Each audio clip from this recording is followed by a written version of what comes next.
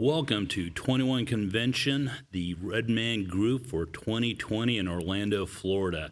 I will be your host for this episode, and today you have a distinguished panel of mostly alumni speakers, but we have two special guests here, and it is their first time speaking at this event, and I am very looking forward to hearing what they have to say and their inputs and advice that they can give and the insights thereof. Let's start with our introductions. Let's start on the far left. My main man, Steve the Dean Williams. Why don't you introduce yourself, tell us where we can get contact with you, and where your best material resides. Where my best what? Intro. Oh, well, how y'all doing? Steve the Dean Williams, themanmindset.com. I'm here I've been doing this for over 30 years, teaching y'all to get your balls out of your woman's purse and manning the fuck up. We'll edit it. Steve, why don't you take up? I'm Steve Brule. I run a channel called StudioBrule where we publish the Flamengo file and a whole lot of other content, including a series called The Red Zone. We started dealing primarily with academic feminism and how it's taken over the entire university system, and from there, how they've spread throughout society to take over pretty much all of the pillars of our society. I could go on, but that's... Oh, we that's will. good, right? We will. Pat?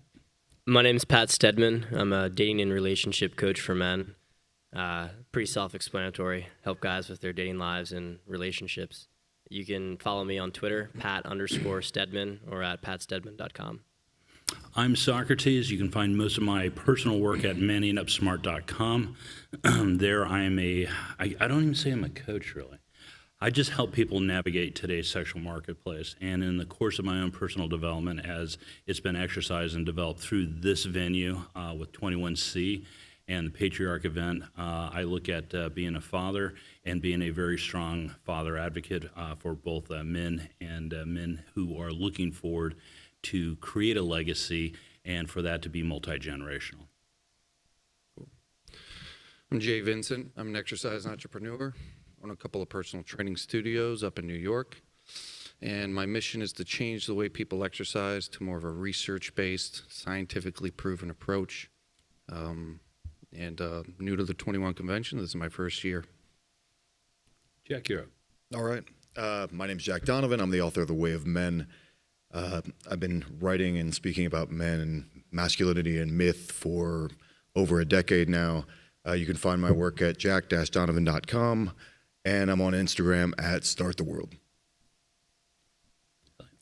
Elliott Hulse, strongman, strength coach, father of four, father figure to millions of men worldwide, became YouTube famous, I guess you could say.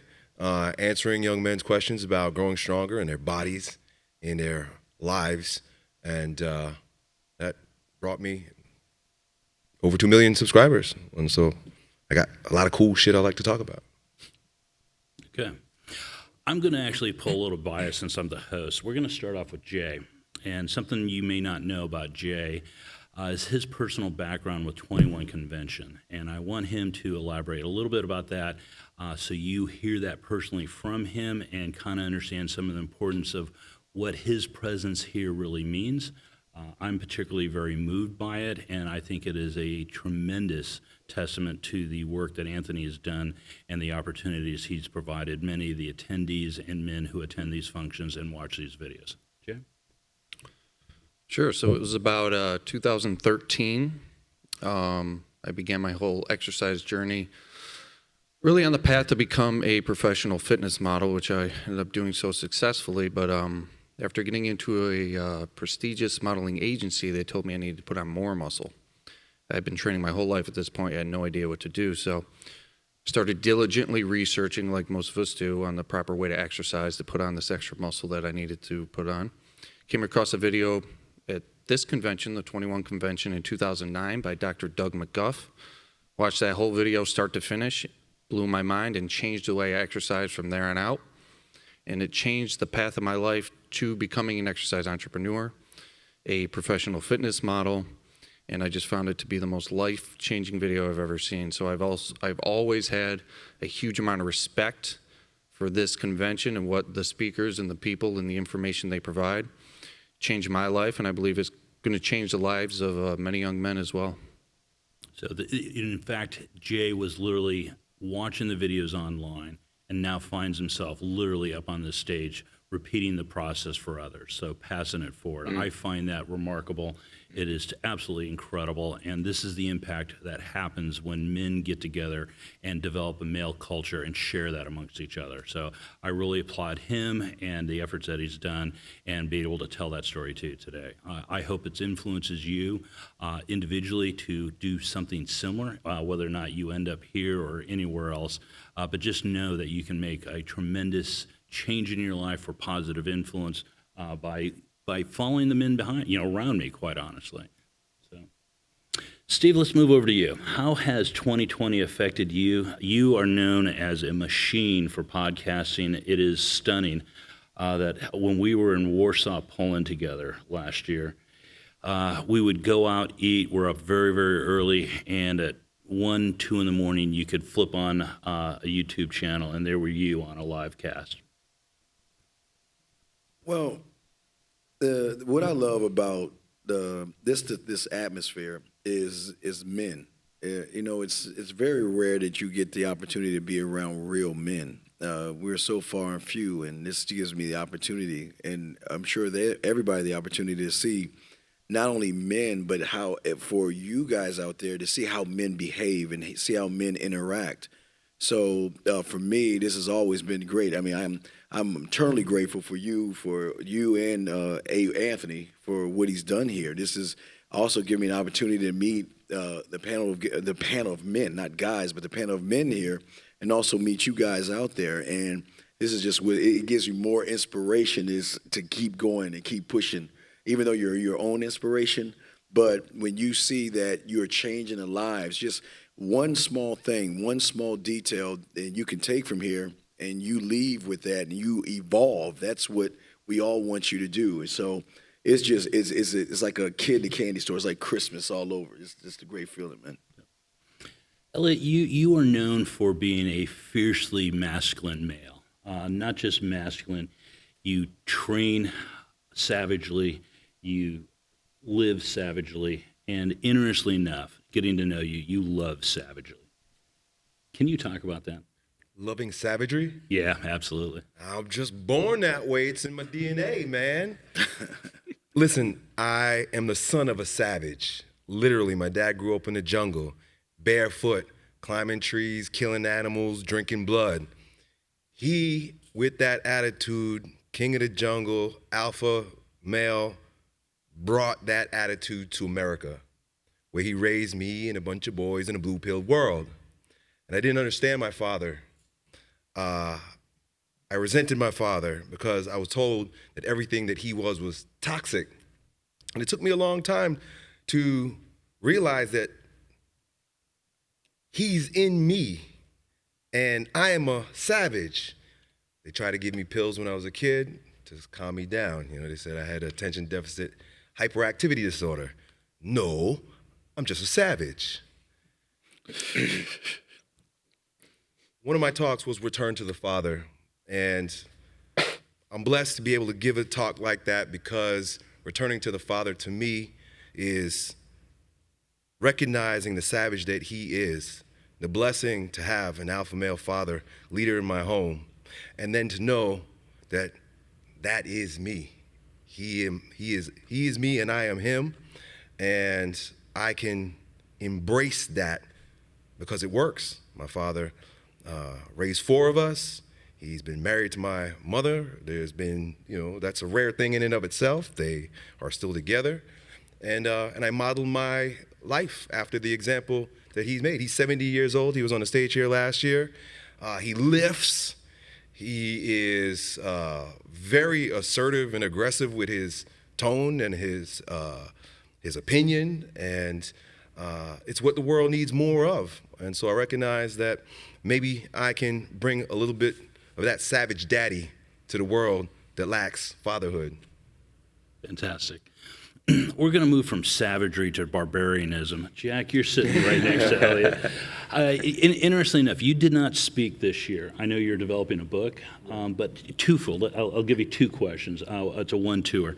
The first one, let's talk a little bit about what drove you to come back even though you were not speaking? What was the value? What was the camaraderie? What were the things that brought you here personally?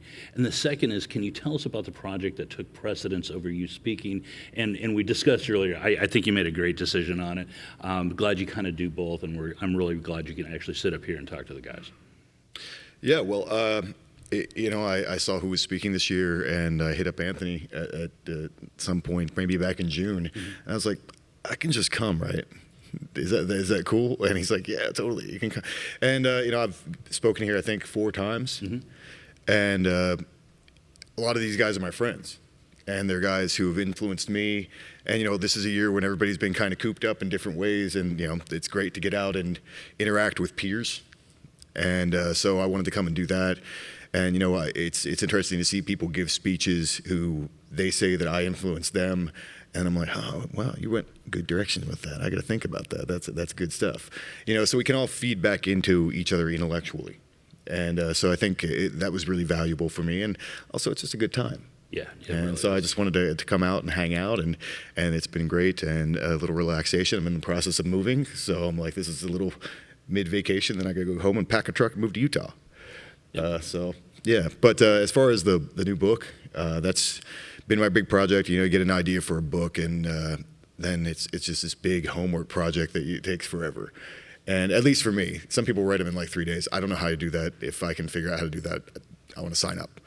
But it takes a lot of work. I've had to do a lot of reading, and it's ready when it's ready, And the project that I'm working on is basically my version of King, Warrior, Magician, Lover. I mean, obviously it's not the same thing, but it's the same idea, dealing with masculine archetypes and integrating ideas from really all the religions that are important, that have been important to men. I mean, there's always a figure of a sky father in almost all these religions. And why do we need a sky father? And it comes into this patriarch concept. Men look up to a father. When you're young, you look up to this father, and that's your ideal of what a man can be. But you can never be exactly him. There's a kind of a platonic form beyond him, this ideal of a father, and that's really what God's come from. That's our idea of God, is this father beyond the father. And so that's kind of the start of what I'm working on, and that's kind of the father. And then we talk about a warrior figure, that there's always a warrior figure, and he always usually has a thunder weapon, and he always kills a giant snake. And I might butcher the Proto-Indo-European, but one of the oldest poetic phrases is Hogwingwent, which it means he killed the serpent. And it's like one of the oldest poetic phrases that they've reconstructed. And that's what men do. They kill monsters. And there was actually a book that a guy put out. I had it on my podcast, and he put out a book, and he was a warrior, and his book is called We Fight Monsters. And I'm like, yes, that's the thing. That's what's important. And so what we really think of as masculinity comes from that role. I wrote about it in The Way of Men. That's kind of that striker role, that warrior role. And then the third part, and Tanner brought it up in his speech. He's the only one who's read parts of my book, and that was kind of cool too, because he kind of like rolled it out for me in his speech. And so that was he told me he was going to do that. I'm like, well, I guess I have to show up and listen to your speech. But the third one is kind of this fertility figure, this perpetuating figure. Because there's so many things that we do in life that are really just to keep things going. It's not all this glory, and they're like, oh, I'm strong, and I did this, whatever. So much of it is just like, I have to go and call that person again, because I have to build that relationship and maintain it and keep it going. And it reflects back to the idea of tending crops and so forth. Like this fertility pastoral figure, and they've always had gods like that, which Pan and Frey and Dionysus and all these things. So I'm pulling all these concepts together in a way that I think is going to be useful for men, because these are all parts of our lives. And so I'm pretty excited about the project. The book is actually called Fire in the Dark. Very cool. I'm looking forward to when it comes out. Now, to give you and I guys an idea of when Jack says hang out, he's done this more than once. It's you start out early in the evening. you either find a modern equivalent of a fire camp, or maybe it's over by the pool, and you have a bottle of whiskey and a couple of guys, and you start having conversations like this. Invariably, you'll go to bed, and in the morning, you'll be getting up, still kind of light out, and you'll end up coming across Jack and Party, coming back in, slauntering, coming on, and going, yeah, they just hung out and talked, did man shit the whole evening, and saw the dawn. And I just think there's just something way cool and masculine about just that. I think that Jack helps bring some of that vitality, masculine energy, and just camaraderie at a scale that is utterly barbaric, but is critical to one of the reasons why I think guys come here. It's not really for the stage presentations or the talks. It's for the camaraderie in the hallways. It's in the sidebar conversations. It's being able to meet and talk to the speakers individually. So it's not one of these conventions in which people just show up and go home at the hotel at the end of the night or at the very end of the presentation set. So just keep that in mind. I know this is about third or fourth time. I'm kind of guilty of it myself, but it's an absolute heroic effort. So congratulations. Thanks. So Steve, I know this is the first time you've come to speak. That's Tell right, us yeah. a little bit about your expectations coming in, what you knew, what you didn't, how you felt, your experiences, and then we'll pause and I'll follow up with another question after that, and we'll talk about feminism and how it's polluting the university systems, but how it's probably gone well beyond that to the K through 12. And the risk involved with sending your children to, quote, Rome, and then when they return, have them not speak to your tribe and values and belief systems. So let's first hear about your experiences coming in and what that was like. Yeah, I wasn't sure I was going to be able to make it because I spend most of my time in Dominican Republic right now. And I was a bit nervous about international travel. They're changing the rules all the time. They're shutting down flights. They're opening up flights. They're requiring tests. So I wasn't really sure. But I got to know Anthony through, it was after I think his presentation on Piers Morgan show. Mm-hmm. Was that a year ago or 2 years ago? Actually, it seems like it was only in January. Was it that recently? Yeah, oh my 9 God. months ago. Yeah, it has been a long 2020. Yeah.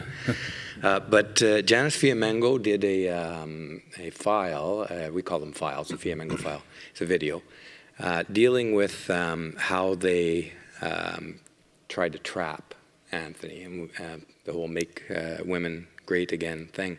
So we were doing a defense of that. And then we had Anthony on to channel to talk about it. And then I got a little rapport with Anthony. We did a thing about Black Lives Matter. And after that video, he was really pleased with that video, that interview with Black Lives Matter issue. He then asked me if I would present here. So that's all I know about make. Okay. So you segued in kind of nicely with the at least the interviews and everything else. And you had a personal review. But I think it's also intimidating coming into an environment such as this, particularly when it's 3 conventions simultaneously. Yes, definitely. So, and what was your experience as a speaker kind of moving through that environment? It's a positive experience. I have to say I am not a natural speaker. This is like, I have stage fright all my life. When the first time I gave a lecture in public, I was in grade 10. And I stood in front of the class like a deer in the headlights. I couldn't open my mouth, I couldn't move, until the teacher had took pity on me and said I could sit down. The next time was my defense thesis for my chemistry degree. And I didn't sleep for 3 days. I thought I had started having heart palpitations, and I went to the hospital, and they checked me out, I'm all okay. Then my thesis advisor gave me, kind of coached me through it all, and gave me some techniques to manage it. And I used his techniques for the following 10 years in my career in chemistry, where I had to often give presentations to, the authorities or the bosses in the business. So for me, public speaking is, and that's a pretty deep fear for me. So that fear to me is an indication that that's my direction of personal growth. And I've taken, your fears kind of, especially your rational fears, I think that's, if you face them and wrestle with them, try to get it under control, that's a great source of personal growth. So I don't know if I'm getting to your question. Well, we're getting there. Actually, I'm fascinated by this segue. Let's stay on this track of you had fears and insecurities with public speaking, but Public yet speaking, your second time public speaking was in a very serious matter. You're defending your thesis. Right. Okay, and you go from that to there's got to be an element where you were up here presenting now. Right. Tell us about that transition, because I think a lot of guys have similar type things. I know that I'm always kind of nervous going in, but if we face our fears, they can become strengths rather than weaknesses. Yes. So tell us about your personal journey from your doctoral or your thesis defense to today. Right. I practiced a lot. I had to practice because that was my job I was 22 years in research in the chemical industry. So there was no choice. I either dealt with this or didn't have a job, So apart from that, I guess one of the decisions, and it's part of the reason why I came too, is I think a lot about if I accept an opportunity or reject an opportunity in life. My decision comes down to, at the end of my life, will I regret more rejecting that opportunity, or will I regret more accepting that opportunity? And I think, in my experience anyways, most of the regrets that I have are opportunities that I didn't take. So that was probably the ultimate decision-making process for me to come here. That we're all going to come to the end of our lives one day. Yeah, we're all due for a grave. We all have to go through that. But I think when that day comes, in my own mind, in my own meditation, I hope it's peaceful. I hope to be able to say, I'm ready to go. I did the best I could with the opportunities I had. And so I want to be at peace with that. And so I try to make my decisions with that end point in mind. That's fantastic. If you don't mind, let's segue to your work with feminisms, the universities, and how pervasive feminism is seeping through culture, all the institutions that we have, and how it's affecting masculinity. Yeah, that is an enormous topic. And I think that's the defining topic of our generation, of our age, of this epoch. Because feminism is global. And it hasn't left any element of culture untouched. There's basically, Thomas Berry is a thinker. He was rather a passionate priest. And I met him some years ago and went to one of his talks at the University of Waterloo. And he identified 4 pillars of culture: the education system, the legal system, industry, and the religious systems. There are 4 pillars that support a civilization. And feminism went in the 1970s into the university systems. And over the next about 20, 30 years, they completely took over the education system in universities. And the university system feeds everything else in our culture, right?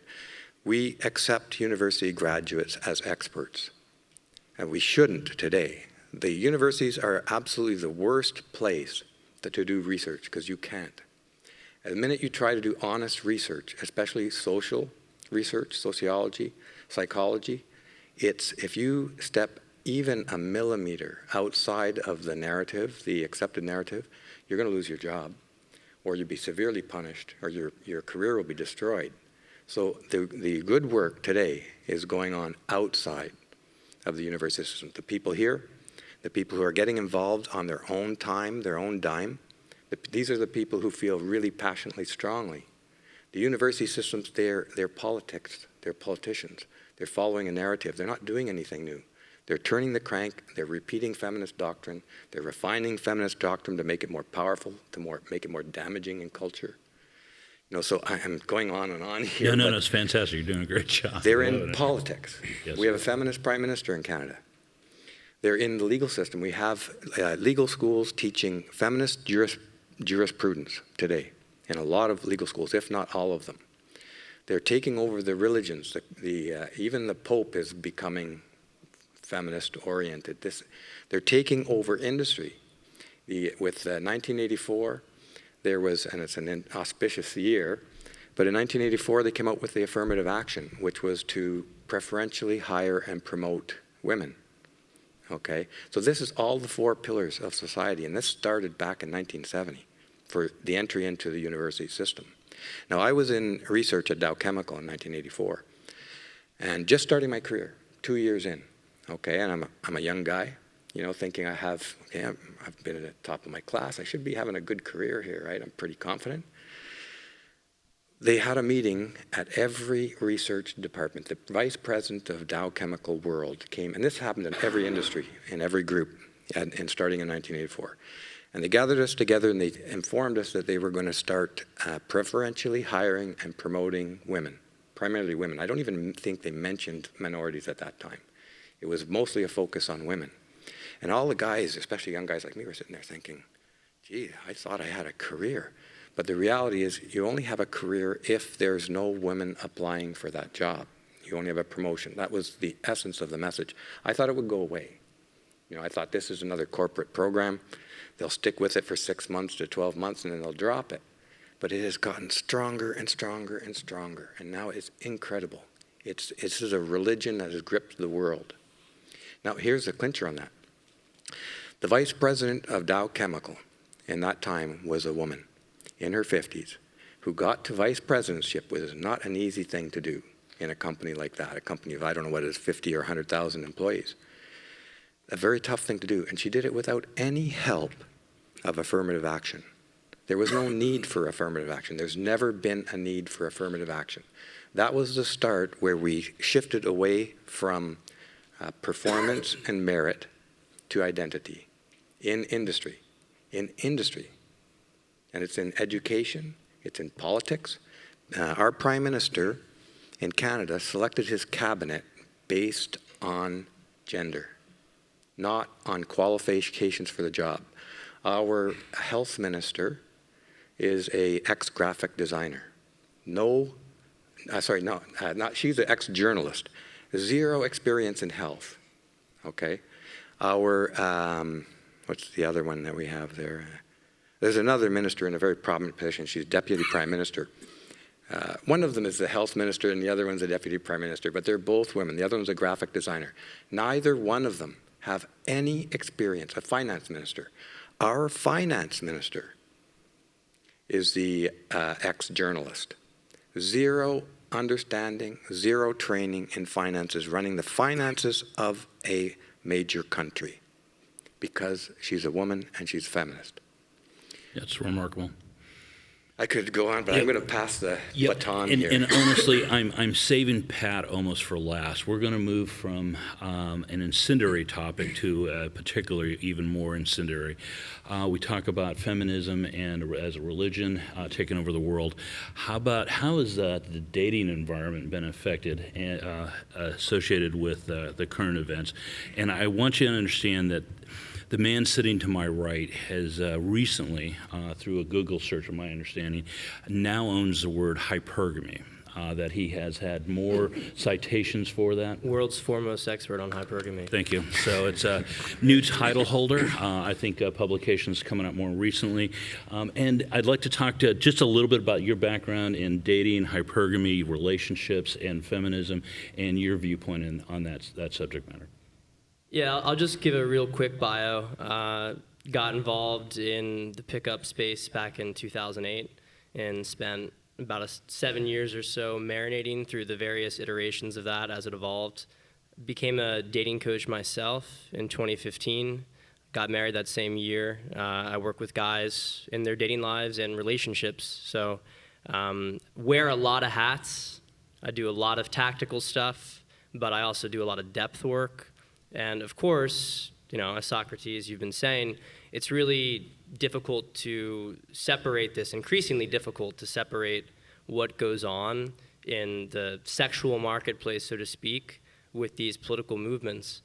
I mean, I think that the only thing you can, like, we should just call feminism exactly what it is. I mean, it's a communist, it's in communist insurgency. It's part of a cultural revolution that's been going on in this country for a long time. And I do think that, you know, I try to be nuanced on these issues, and I understand certain parts of it in terms of maybe the evolution of women and some of their consciousness being raised, perhaps developing some individual agency. I talked about this at 22 convention. But I mean, that's not what it actually is now. And I think that we have to start to be very clear about the brand name of feminism and the fact that it is an incredibly unequal movement, and its basic purpose is the destruction of the family and the destruction of society. Fair enough. You're also an expecting father. Yes. More than a yes. Come on, you get. Yeah, my wife's on her 3rd trimester right now, and we're looking forward to it. Looking forward to a beautiful girl. And this is from a man who's coming from a pickup background. I mean, he and I both live in the same glass house in that regard. So now I understand. Now, do you know the sex of the child? Yes, it's going to be a girl. She'll be born around Christmas. Isn't that fantastic? Now, interesting enough, there was some rumor, I'm being told, that you had a gender reveal party last night. Something with a Dodge Charger. I'm going to get roasted here. All right. And a bottle of vodka or tequila and a champagne in the back of the trunk of a Dodge Charger going down I-Drive. Right.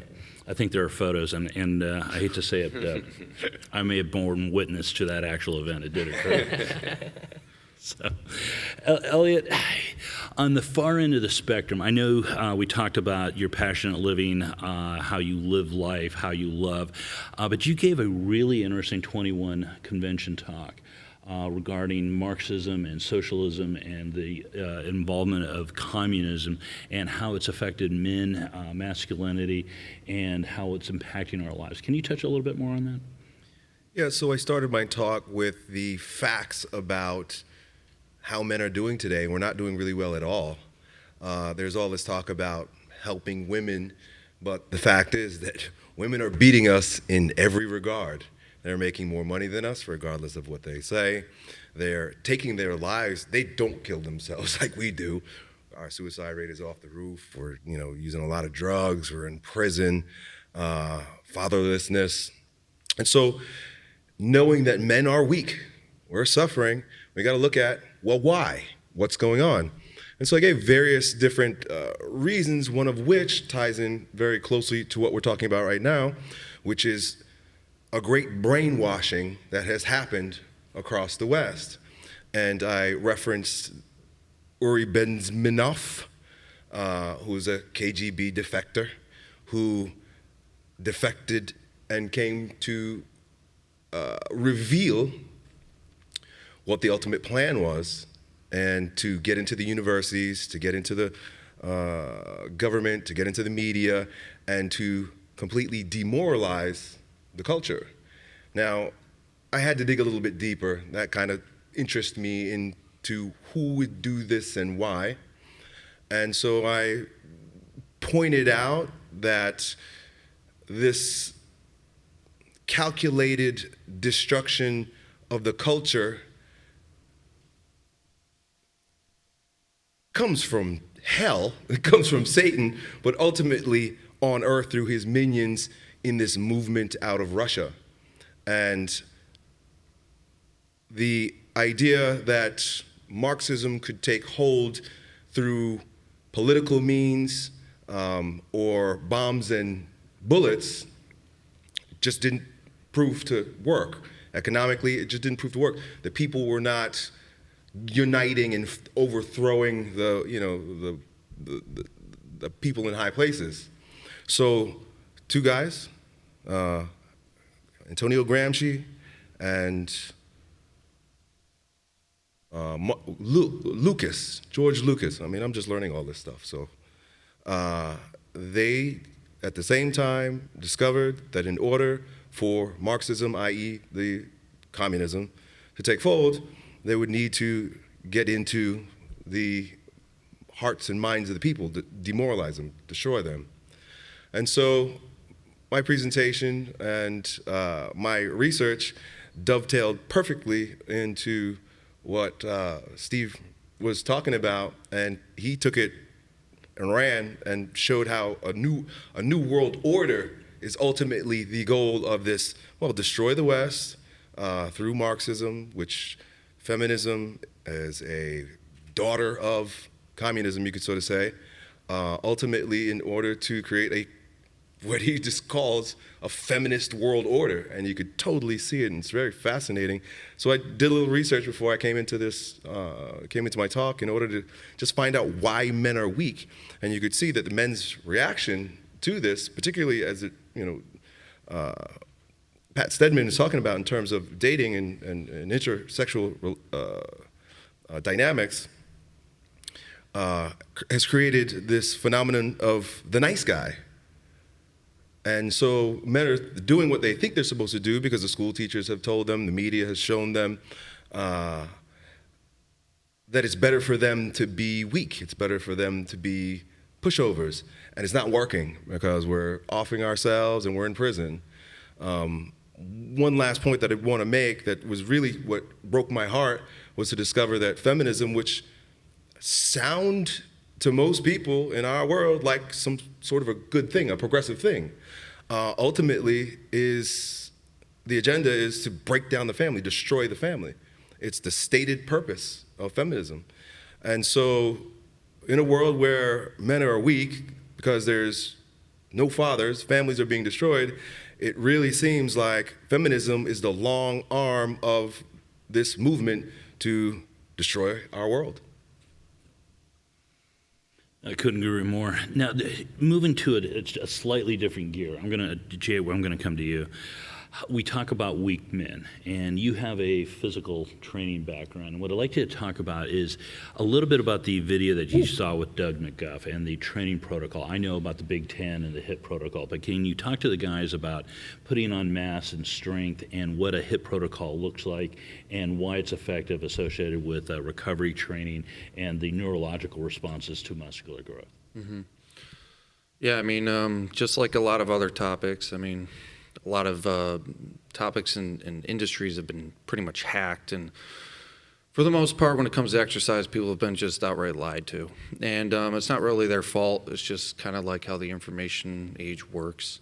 There's a lot of information out there. The waters have been muddied, and the fact of the matter is, most people are approaching exercise wrong.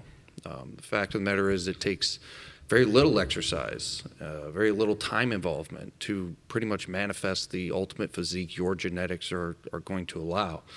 And I discovered the actual physiology behind exercise through this convention, through a video from Dr. McGuff. Have been since applying the principles to myself, and like I said, it helped me become a published model, helped me put on, loads of muscle mass, and my mission is to teach as many people as I can that they can do this as well, and they can exercise, and you should exercise. If you want to be a fulfilled, accomplished man, you want to be healthy, you want to be strong, you want to look good. There's that's not toxic. There's nothing wrong with wanting to look good and muscular.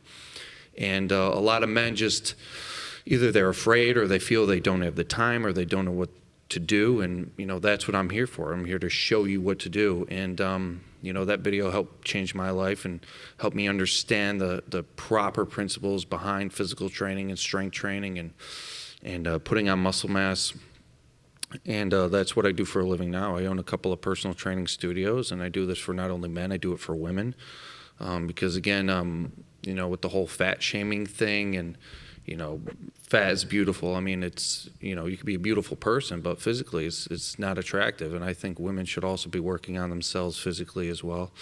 And one of the biggest issues is people think time is getting in the way. They don't have enough time. But the research shows clearly that, very little time investment could work wonders for you physically and also mentally too. I mean, as Elliott talked about, a lot of men are depressed and they're killing themselves, and there's no denying that psychologically exercise has a huge benefit. Psychologically, you feel great not only when you improve yourself physically, but there's neurotransmitter responses and upregulations and things like oxytocin and serotonin that are going to make you feel better over time naturally. We've got a lot of men who feel bad about themselves. They're going to the doctor, they're getting put on an antidepressant. A lot of it could have to do with hormone levels. I mean, men have been robbed of testosterone lately, mainly due to kind of the food they're eating, maybe their environment and lack of exercise, stress. We can turn these things around. We can make men stronger both physically and mentally and emotionally. by implementing exercise and finding a time-efficient, safe way to do it. So that's what I'm here for, and that's my mission in a nutshell. You spoke earlier how you were already a male model, physical model, and that you needed to put on more muscle to attain the professional viability that you desired. What was the transition like? So, not so much the physical training, but the mental aspect of what the difference between your former physical self to the level that you attained. What was the difference between the two of you personally? The difference was, I was, in order to be marketable, I had it to be bigger, and more muscular. I mean, that's what sells. That is what's desirable. That's what's rare. That's what men want. That's what men are after, despite what toxic masculinity will tell you. Men do want to be big. Men do want to be strong.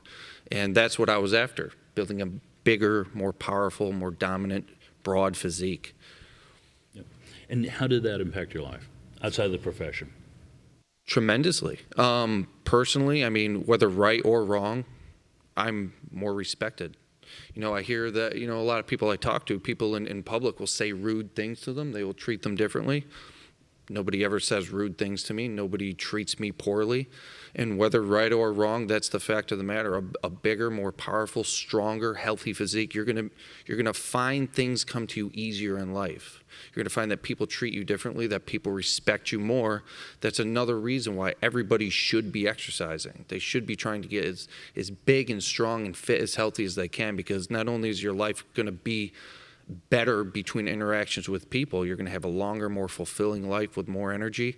So it impacted my life in a tremendous way, not only being in magazines and being the whole published model thing, but just the way I interacted with people changed tremendously, and it made my life better. Yeah, fantastic. We've gone from Elliott talking about the men being weak ideologically. We've talked about you with men being weak physically. I'd like to move this over to Steve in a second and talk about how men are weak genetically. We talk not so much a pure genetic element, but that we're weak in our understanding of our manifestation of our particular genetic lineage. And we may call that family. And you have a terribly rich history that you are indoctrinating your family with, and have, I know, been taught that, and you've shared that repeatedly, and I think it's absolutely commendable, and I would love for these gentlemen to hear that. Well, I always like to tell everyone that listens to me, no matter how we got here, some of us came above the boat, some of us came below the boat. No matter how we got here, our ancestors, regardless of what happened, they always knew their name, and they kept it, and they defended it, and they would die for it. And they created sons who created other sons, who created other sons, who created your grandfather or your great-grandfather, who created your father, and who created you. And it seems like we're at this war now where people don't want you to know your name. They want you to be what they want you to be. And see, I pride myself on who I am because I'm a Williams. It's like these gentlemen, they are prideful in their names because they respect the father.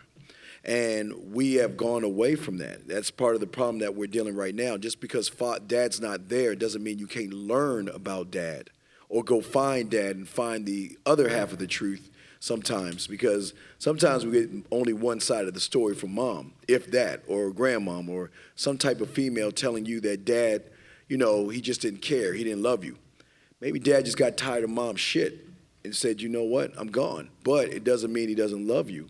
But when it comes to your name and the importance of your name, gentlemen, I always want you to realize at the end of the day, you got to learn who you are.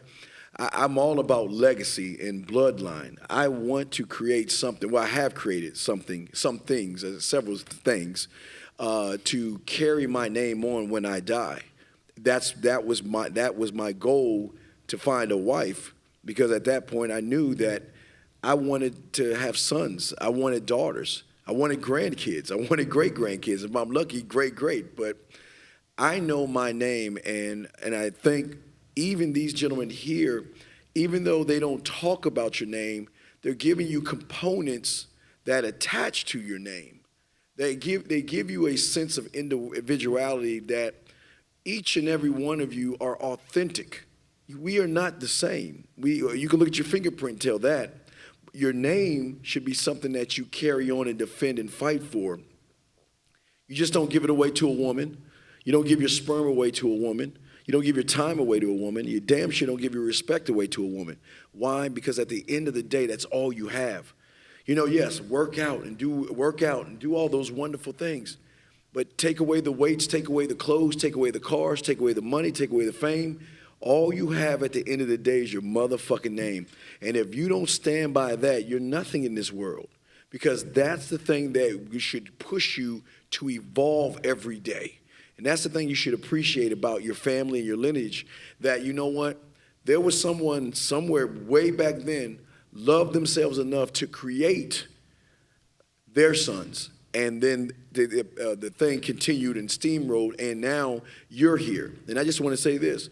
The only problem I have today is that we have evil people out there telling you it's wrong to have kids. It's wrong to grow. It's wrong to get married. It's wrong to even have, don't jerk off type bullshit. I don't know what. But what they're saying is that your name is not good enough. And once you learn the importance of your name, you will be guided in a way that you've never been guided before. And that's my beacon. And last thing I want to say is what I loved about my name, even when I was small, my dad would always tell me, man, that's a fucking Williams. You see that head? That's how I eat a hamburger. That's how Williams does it, son. You open that door, that's how Williams does it, son. When he whipped my ass, that's how Williams does it. Absolutely. But it was a Williams.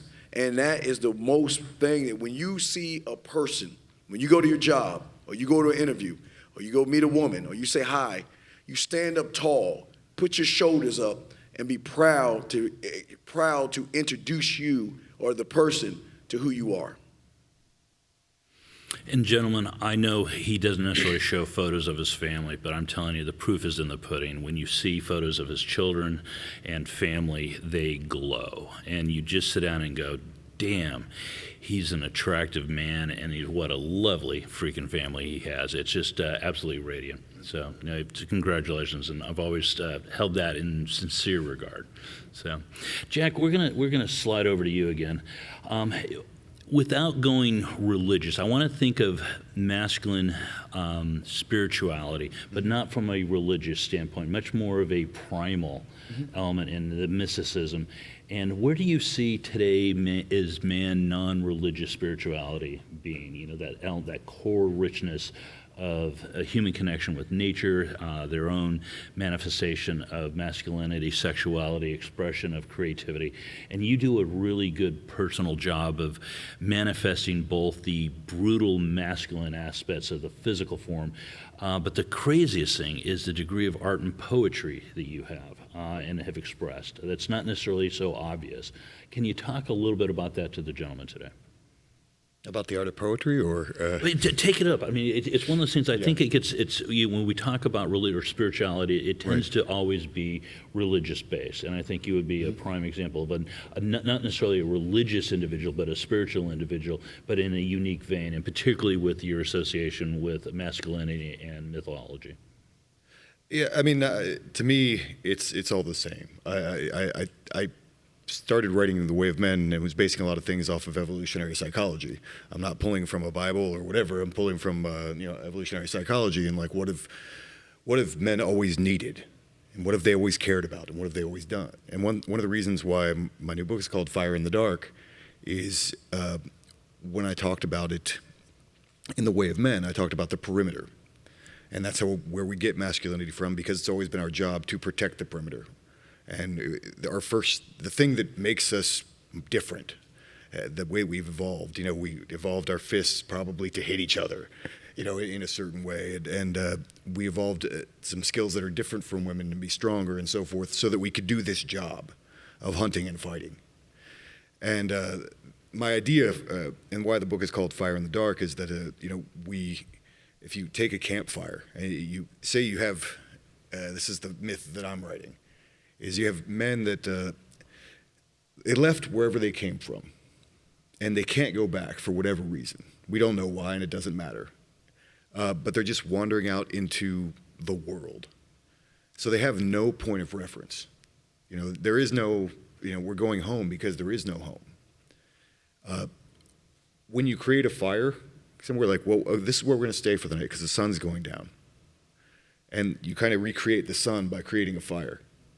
And I think that's a symbol of creation and the Father and culture, and that's what you're trying to keep alive. And so you create something, and then you need to protect it. And that's what the warrior does. He protects everything that's important, everything that's around the fire. I mean, you have your family around the fire, whoever's there with you, all your friends, everything you care about, your language is there, everything that matters is around that fire. And then, if you're going to keep that camp alive, you have to perpetuate it. So I'm pulling all these myths actually from what I think is the most primal form. This idea of like every time, and you do that every time, even if you're just recreationally camping. You go out and we're going to create a fire, and then that's your little world.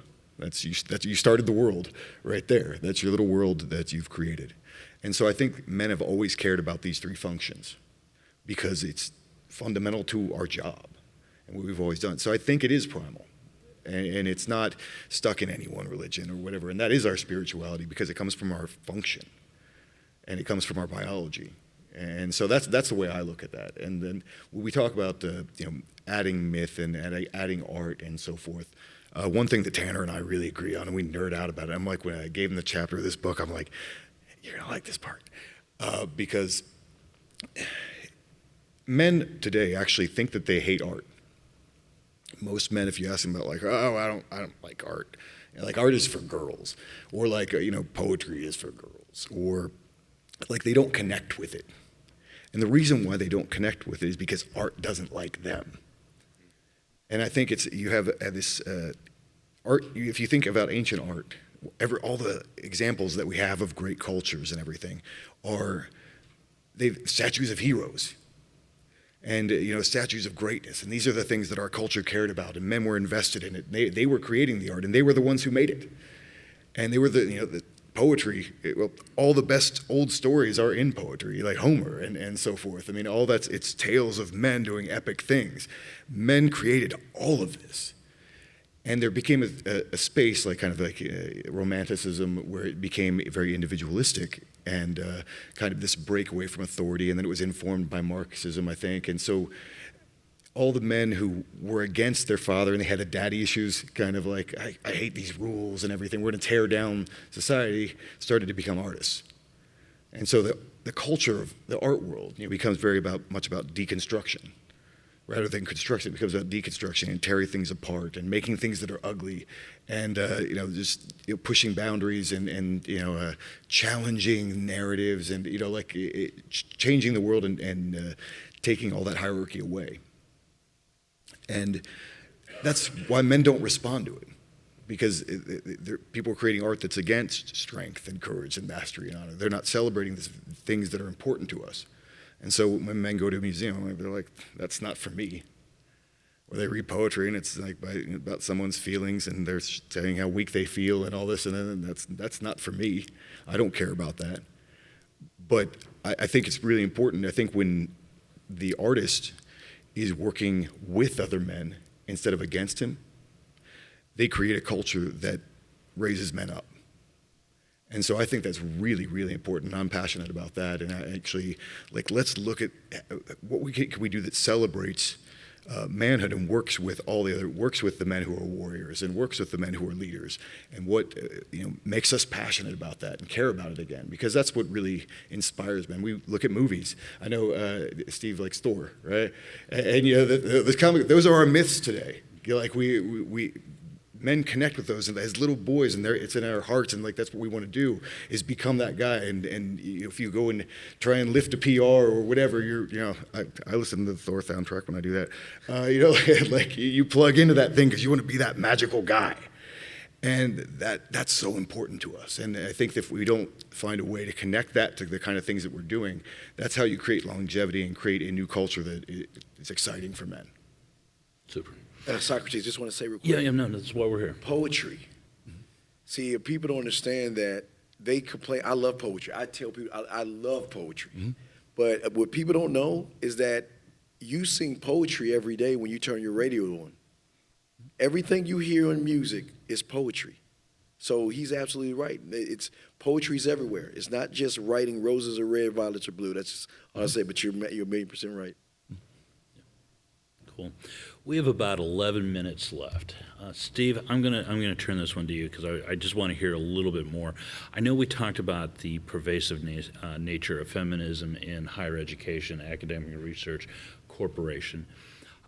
Personally, I spoke at Patriarch about the concerns about the cultivation of our children going to educational centers, particularly government-run schools and so forth. And it's not necessarily uncommon for today to find those school systems to be devoid of national pride. So, for example, the national symbol of a flag being removed from the classroom, but other systems being brought in and replacing it. So it's not uncommon to find elements of critical race theory being injected or promoted, Black Lives Matter, the degree of feminism, those sort of things are openly displayed. And I'm concerned about the social construct here, is that we turn our children over with the understanding that we will have specialists come in to teach our children, to help cultivate our children, that should reflect our community values, and are essentially of our tribe, of our group. But there's been a broach of that in the last 20 years, in which we're sending our children to education systems that no longer have specialists that have our interests at stake. They don't reflect our values, and in turn, we are turning our children over to be raised and developed by others that don't have our interests and family's interests at stake. Can you talk a little bit about that? I'll try. One thing that came to mind as you were talking there was through this pandemic, they've been prohibiting kids from going to school, I think in most jurisdictions. Mm-hmm. And they've been creating these online classrooms. And maybe you guys have heard about this, but somebody found a private tweets or private communications from teachers saying they were concerned that the parents were monitoring their children. And they were saying this is a bad thing. We have to prevent parents from monitoring their children while they're at the online classroom, because they didn't want the parents to know what they were teaching the kids. They didn't even want them to know. Right there is their admission that they don't have your kids' interest at heart. They openly admit it when they say, parents monitoring what we teach your kids is a problem. You know, they want to get these ideas into the kids without your parents knowing about it. You know, and that to me speaks volumes. And it's you mentioned the Black Lives Matter getting into the school system. Yeah, they're teaching all kinds of these things as if it's truthfulness. And Black Lives Matter, I did a video on this, and Anthony, I think Anthony was, sorry? The video I did, and I think Anthony and I talked about this on a live stream once. The video I did was Get to Know Black Lives Matter. And maybe you guys know this stuff. I'm never sure how much people are familiar with, but Black Lives Matter is not a black group. It's a feminist group through and through, and they purged this stuff off their website in the last few weeks, I think, their feminist content. So that is, and they have, in spite of their lies, they got that authorized to be taught in the education system. The grade schools, they have a curriculum, and the schools, as far as I know, they're adopting this. And that's just one of it. The 1619 Project, it's lies. And the lies are being taught in schools. Feminism. I highly encourage you to take a look at my video, The Birth of Feminism, and I start in Roman times, and we go up to 1848. The primary claim of feminism at the Declaration of Sentiments in the Seneca Falls Convention of 1848, their primary purpose there was to establish permanently the idea that women were oppressed on all sides by men throughout history. They were not even concerned about the vote. Most people are under this impression that the big feminist movement started up because women didn't have the vote and men had the vote. Look, men didn't have the vote either. Men generally in the world got the vote maybe a decade or less before women did, and only because they died by the millions in the wars. And the governments of the time felt that they could not justify not giving men the vote who had gone off and died to protect the very country they couldn't have a say in. Women got the vote for free. And today in the U.S., you guys probably know this, men still do not have universal suffrage, universal franchise. You have to sign up for selective service to be allowed to vote. Women do not. Only women in the U.S. have the universal right to vote. Okay, men do not. But up to 1848, the only reason the right to vote was put in there is because a guy named Frederick Douglass objected. It was a black man. And get this. Okay, I hope I'm not taking up too much time here because they get me in a passion here. 1840, there was an abolition convention. And Elizabeth Stanton, newly married, went to that convention but was not allowed to sit in the prestige seating. This pissed her off. She was not allowed to sit in the prestige seating at an abolition conference that she had a passion about abolitionist. Okay, that was why she created the 1848 convention, not because she wanted to vote. She was pissed off that she was insulted at the 1840 abolition movement. So she created her own conference where she could be front and center. Okay? Wrath and of a get woman this, scorned. it gets worse. The whole movement, people with suffrage and women's rights and black rights, they were all part of the same group. They communicated with each other. So it was a black man who got the right to vote put in the Declaration of Sentiments as a concern.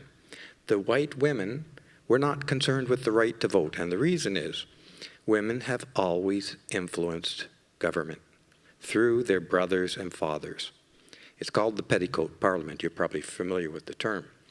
So women always felt that they didn't need the vote because they ran the men. Okay? Imagine a guy. He's a lead politician. He might be president. He goes into Parliament or he goes into the White House. He does something in law, in public, that his wife doesn't like. Now he goes home. And every day he goes into bed and his wife pesters him. He didn't like what he did. What is he going to do in office? Is he going to continue pissing off his wife?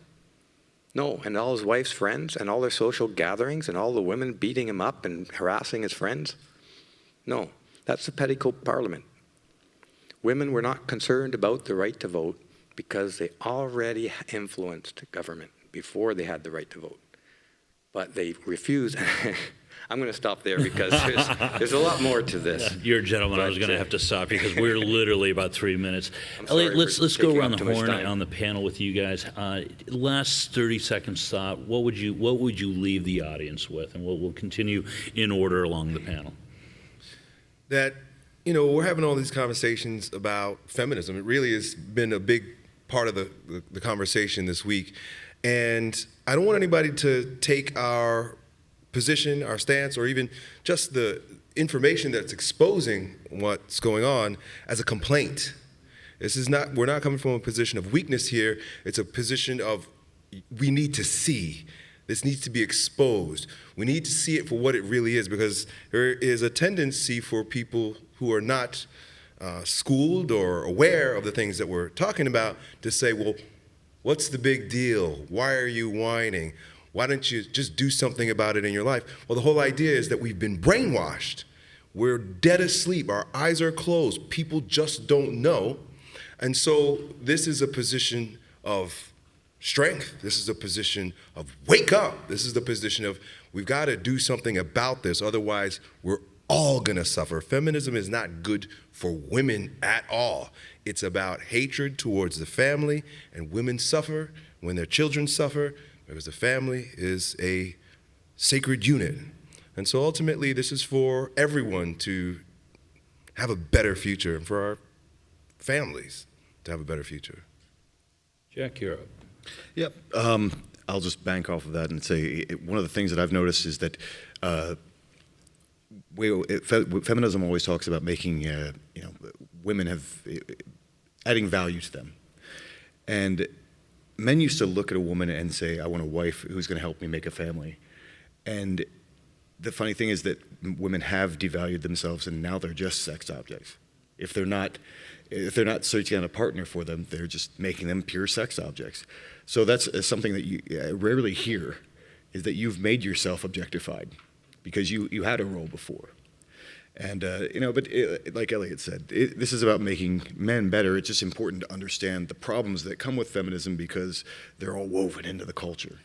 And so, but the real focus, I think, of this conference always has been to make men stronger, to make them better at everything aspect of life. Europe. Obviously, as Elliott said, and many other these people on this panel have said, is men are weak now. All right, we need men to become stronger, both physically, emotionally, psychologically, and of course physically. So in my area of expertise, I'm going to recommend don't ignore your body, don't ignore your health, because when the shit hits the fan, we need strong men, and we need them strong physically as well. So keep that in mind. Take your health, take your strength seriously, because it's gonna all come together when you need it. So that's what I'd like to add to it. Pat? My 21 convention speech this year was on how to heal yourself as a man. And I think that especially, everything being shut down, we've had a very, very unique and important period for guys to do the inner work. And this is important stuff for your dating and relationships. It's important for your own life. But to bring it into the context of this conversation, it's important because once you have this psychological self-awareness, once you sort of heal your trauma, you become immune to psychological operations like feminism. And the problem with a lot of women today, and men of course too, is that they've been broken down over and over again by demoralization campaigns, and they've been highly traumatized. And so then they run these psychological operations which feed on that. If you go out and date today with women, the amount of dissonance that they have is enormous because they don't even know what they want. They have shame around what they want. I have tons of guys, they're dating a girl, everything's fine, and then she'll start to bring up Trump and politics and just have like a meltdown. And the point here is that the deep work is important because if we're going to be, warriors in this, and we have a world to fight for, and then we have a world to rebuild, you guys got to get your internal shit figured out, and this is the best time to do it. Steve, you got 30 seconds. 30 seconds. Oh, my God. I'm going to add one point to my last point because I feel it's important. Feminists stole the oppression narrative from slavery, from the abolitionists of 1840. They had a legitimate... Say it one more time. Feminists stole the oppression narrative. They literally did. Women have never been oppressed throughout history. They were protected and provided for. The entire feminist narrative is a lie. The 1840 Conference on Abolition is significant because that's where they got the idea, that Elizabeth Stanton got the idea to define women as oppressed on all sides through all history by men. It's a lie. They stole that legitimate idea. The real oppression that occurred in much of the world was the institution of slavery. And in the U.S., that was, of course, against black people. So I'm going to leave it at that. That's the last idea for today. You ended strong on that one, dropped a bomb. Now, another bomb dropper is just on your right. My good friend, Steve Williams. I will give you a full 30 seconds as well. I just give me 29. I'm going to give you 28. I need 29. Gentlemen, I want you to see this panel of men, okay? Look at this panel of men up here. Understand this. We are not going to be here forever, this whole panel of men. And what the 21 Summit is all about is passing the baton to you, preparing you men out there, not only to navigate your lives as men, but the next door over there, the patriarch, learning how to become men. Everyone here is a bona fide man in his own way, in his own style, but being together as independents, coming here in the summit, we are here to pass the baton, pass information, make you better men. And it is up to you, because we're not going to be here forever. So we're holding you guys accountable. Take the baton, run with it.